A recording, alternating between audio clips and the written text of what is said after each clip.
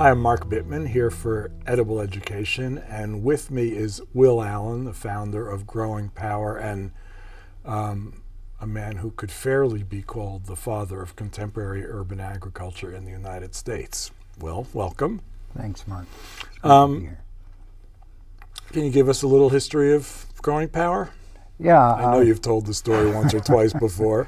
Yeah, I'll just have to talk a little bit about my family legacy in farming that goes back about 400 years of continuous farming.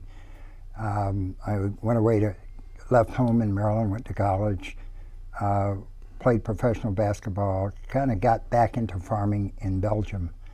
So when I came back to the U.S., I had this burning desire to own my own farm. So that happened. I have a 100-acre farm out in Oak Creek, Wisconsin. And then I was also working for Procter & Gamble in sales and sales technology, and was driving down Silver Spring Drive in Milwaukee, going to one of my Procter accounts, and I came across the last remaining farm in the city of Milwaukee, which was a greenhouse operation that started back in the late 1920s, and the city had repossessed it for taxes, and I had the opportunity to make the purchase, which is a long story in itself. And that's really where it started 23 years ago. And started working with youth in the community, and along the continuum we started adding more what I call pieces to the food system puzzle, and really growing our organization and growing our business and the production of natural food and aquaponics, and getting that food to everybody in the community. Let's tease a little more of the detail at the farm was 3 acres, is that what you said? Yes, it's 3 acres. Was it all greenhouses, or was there land also? No, there was land. It was the original structure was 6 greenhouses, gutter connected greenhouses, and then the rest was land. It also had 3 houses that the family lived in during their tenure. So it was quite a infrastructure, but it was run down. It was glass greenhouses, and a lot of the glass was missing, and so it was really a lot of work in terms of taking out all the glass and putting polygel on the roofs of the greenhouses and so forth for us to get started. So it wasn't an active farm when you took it over? No, it wasn't. And who's us? Just a couple people. I hired and started working with kids in the neighborhood and developed a youth program in the early years, and then more and more people started coming around, and parents of the kids, and we really built relationships in that community, which is pretty much a food desert community. You have to travel about 4 miles to a box grocery store. So high unemployment, the largest public housing project 6 blocks away.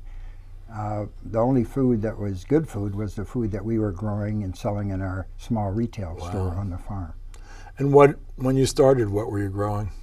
We started out growing a lot of greens, a lot of salad greens. Easiest stuff. Yeah, mustards, turnips. We grew tomatoes and peppers and just the traditional crops that, especially mustard and turnip greens, because many of the people were originally from the South, and back in those days they were still cooking at home. So remember, this 23 years ago. Much Isn't that has funny changed. that you can say back in those days people still cooked at home? Yeah. Wow. But that's changed, of course. Recently we're having to go back to those days. But that kind of kept us in business, and it was a for-profit when I first started.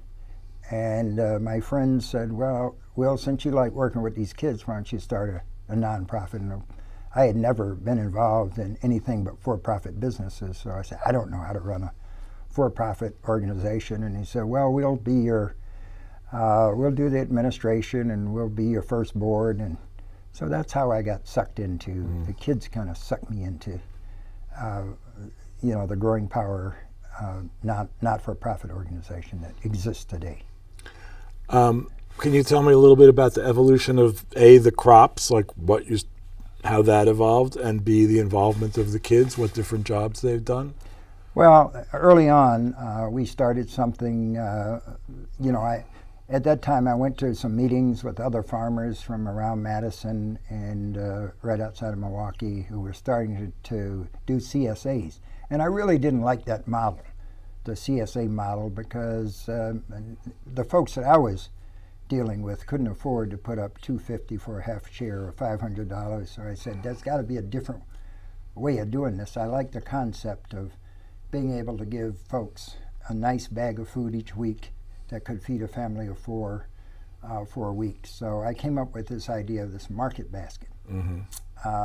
And back then, I was only charging $10 for that. You could pay by the week. You could also pay, back then it was food stamps before the EBT card. Right. So they could pay for it with food stamps.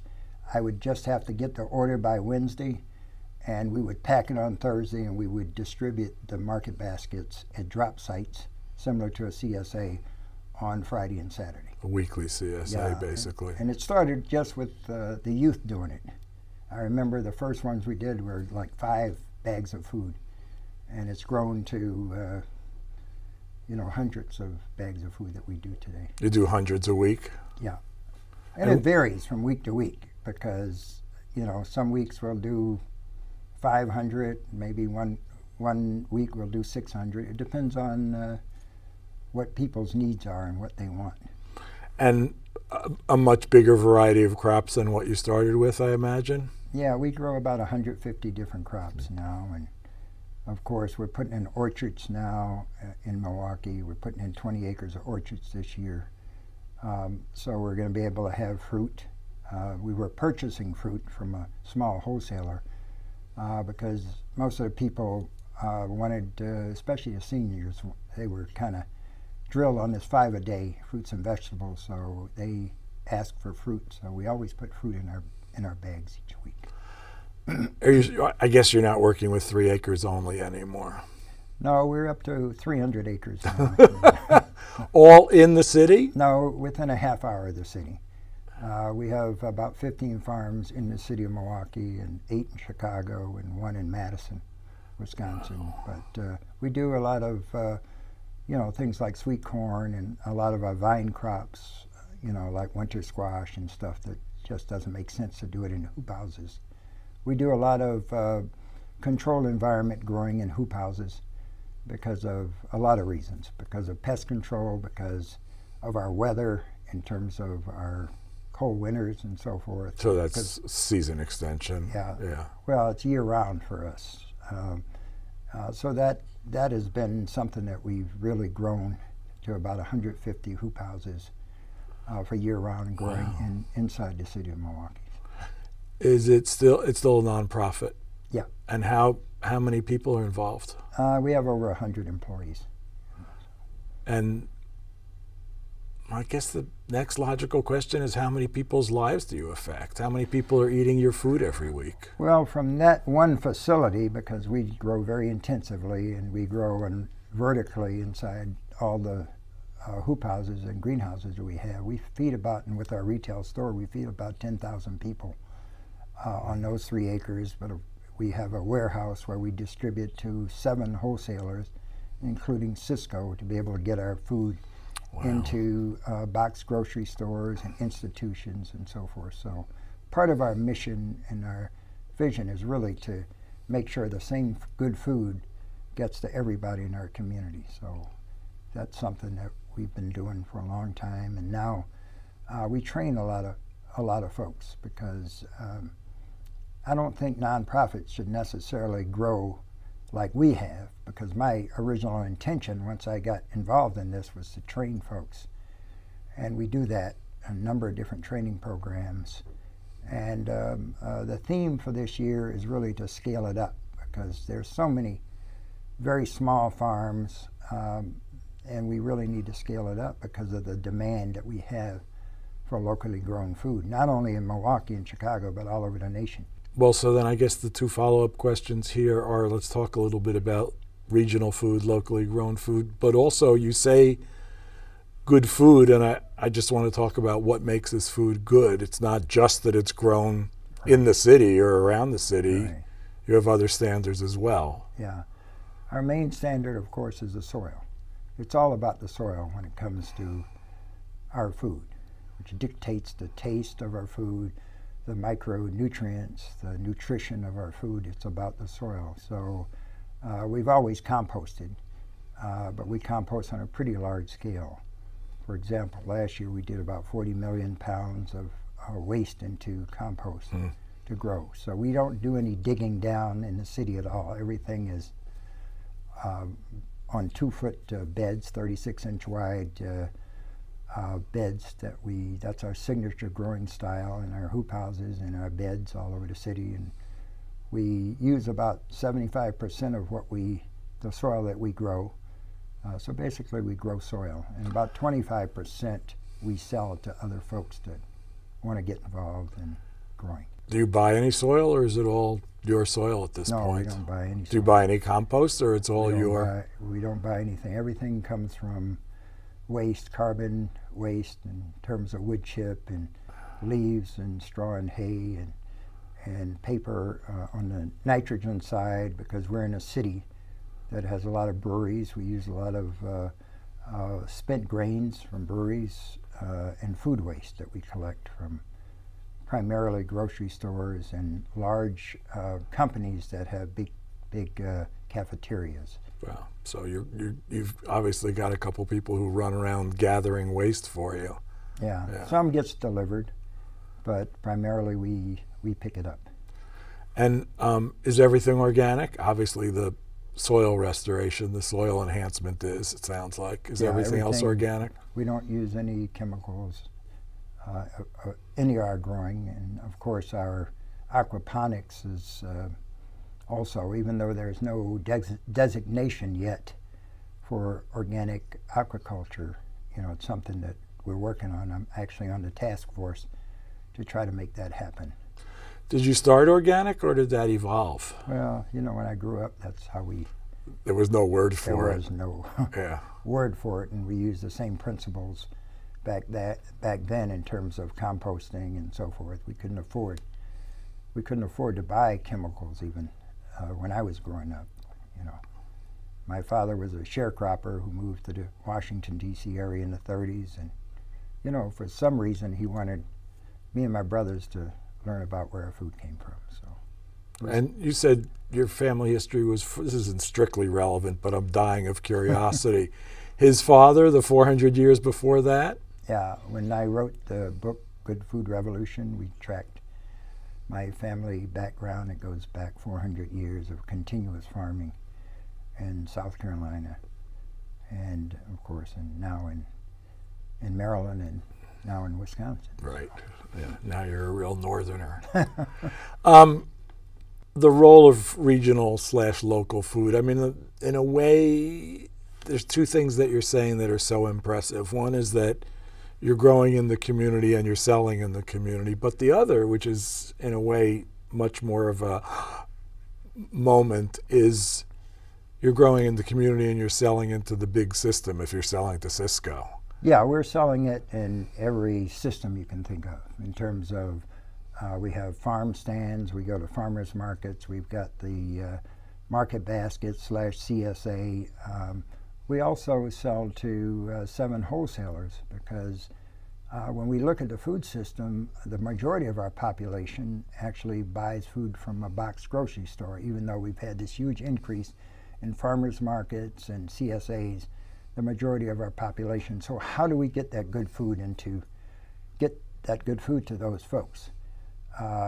In a lot of ways, it's much easier for us to be able to have Cisco deliver it or other wholesalers deliver it to the stores, as long as we're able to get the right price and to make sure that they're not shipping that food out of town many miles. So part of when I build these relationships is they have to sign off on the fact that this food is going to stay local. And also that it's not going to get just blended into the regular supply, that it's clearly distinctive. Well, labeling does that. We have our label on everything that we distribute from our warehouse. I think when people think about urban ag, they'll most quickly think of rooftops or small greenhouses or raised beds on a quarter of an acre, or all of which matter, of course, but you've taken this to a different level, and I wonder how much you've seen it spread and what you see its potential as being. Well, I think the potential is great. I mean, the article that I picked up from the Concerned Scientist, I think you might be a part of that group. Union of Concerned Scientists, yeah. And I read the article about Iowa, the potential, which I've been saying for many years. There's tremendous potential, but there's a lot of challenges to make that happen in terms of, I think one of the challenges, of course, especially inside our cities, is the soil and land tenure is a big deal, and policies in some cities that don't allow you to actually farm. And of course, there's USDA policies that don't allow us to be able to get farm loans if you're a nonprofit. So, but I don't think nonprofits will be the answer. We're an unusual nonprofit because when I first started doing this, there were a lot of naysayers that said, hey, this isn't going to work. You know, it doesn't make sense. You can't grow enough food to change the dynamics of a community. So I kind of had to prove that, and that's why our infrastructure kept growing, because I realized to feed X amount of people, you have to have X amount of land and be able to produce food and year round. I mean, you're a model in some ways. You're showing how it can be done. Yeah. Not everything can be a nonprofit, obviously. Right. I mean, I think that's the role of nonprofits, is to say, we can do this, you can do it and make money, but here's how it's done. Yeah, I think that's key. So as I travel around the country working with these different groups and helping them build the infrastructure, I always tell them that they have to have one really good concrete model in their city or their community that people can replicate, that people can get on board. Because there are a lot of skeptics out there that just say, you know, you can't do it, you know. And I think we've proven that you can do it, and you can grow jobs and improve the economic conditions of those communities by, you know, producing food. Are there places you single out as being real leaders in local urban agriculture around the country right now? Yeah, there's a group that we work with in Cleveland called Ridall. They were exterminators. They still are. They're kind of organic or green, I would say green exterminators that heard about what I was doing, and their leader is one of these people that likes to try things. So he contacted me, came to trainings, and we went up to Cleveland and helped him build infrastructure in an area called the Forgotten Triangle, which is an agricultural area in Cleveland that has Ohio State has about 5 acres on this 25-acre piece of land in a community that was burnt down years ago because they didn't have any fire hydrants. And it's close to public housing. It's like within I would say, a quarter mile of the site. So it's kind of a perfect site to be able to grow good food and get it to folks close by. So that group, and we work with another group in Minneapolis. Their farm is actually outside of Minneapolis. It's called the Women's Environmental Institute. And they actually work in St. Paul. They do projects in St. Paul with different organizations that help support organizations in Minneapolis, St. Paul area. So those are the two of the best groups that we work with as our regional training centers. We have a number of regional training centers. A new one is up in New Jersey, in Hillsborough, New Jersey, at the Duke Farm, which is a 3,000-acre farm that was run by Doris Duke. Oh, this I know about, yeah. Yeah, and we're doing trainings. We built a replica, call it a replica urban farm on the farm, so people can come and get trained on how to put up hoop houses, how to build aquaponics systems, how to compost, how to do bees, mushrooms, and a more integrated kind of farm system. And they also have a young farmer training program that they are operating now. So it's kind of in a large community garden of about 400 plots from folks from that whole region of Newark and Hillsborough and Trenton and all those cities around. And it's right across from hour away is New York City. Yep. So we're able to draw from New York City, from New Jersey, to train these folks to be able to farm. It's really cool. You know. Last question, what would you recommend to young people wanting to get into agriculture, whether urban or otherwise? Well, you know, when you think about farming the old ways, the way I grew up and the way we do on certain pieces of our system, I think young people kind of gravitate to something like aquaponics, where you can do it inside a building. It's 70 degrees inside that building. You know, you can put on a nice white lab coat. You're saying it's not that hard. Well, it's hard, but to grow fish is probably the hardest thing to do. But, you know, I don't think kids want to be out, young people, in October in Wisconsin on a field when it's, you know, 30 degrees, it's raining and snowing, and wind chill is 20, and we're digging 700,000 pounds of carrots out. Right.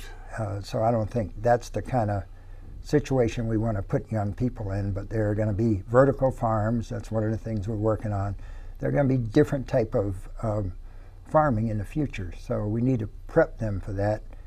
But there's hundreds of jobs in the food system that they can get involved in. It doesn't have to be putting a plant in the ground or whatever. So I think young people have been very responsive to the food system. I mean, one of the things that, as I go around and speak on college campuses, a lot of young people are want to get involved in policy work. And we don't have anybody really representing urban agriculture, so that's one of the things that I'm working on with some folks, to have a policy office in D.C. to support urban agriculture and be ready for this next farm bill, so we can get more money into farmer training, because, as you know, we don't have enough producers. You know, I mean, we can look around, but there's not, and that's why urban agriculture hasn't grown as much as it can in the future if we're able to train new farmers. I just want to, I keep saying last question, but last question for real. You keep saying urban agriculture, but really you spilled out of the cities. You're really talking regional agriculture at this point, or local, whatever you want to call it. Because our product goes to places like Chicago Public Schools. We delivered 30,000 pounds of carrots. You need some land for that. Yeah, yeah. So you got to go a little bit outside of the city. We try to stay within a half hour of Milwaukee and our farms. There's still a lot of farmland that's tucked into some of these subdivisions that, you know, around Milwaukee, that they were all farmland. But there's still some land. You can find 25, 30 acre plots that you can lease. And there's public school land. The city owns a lot of land.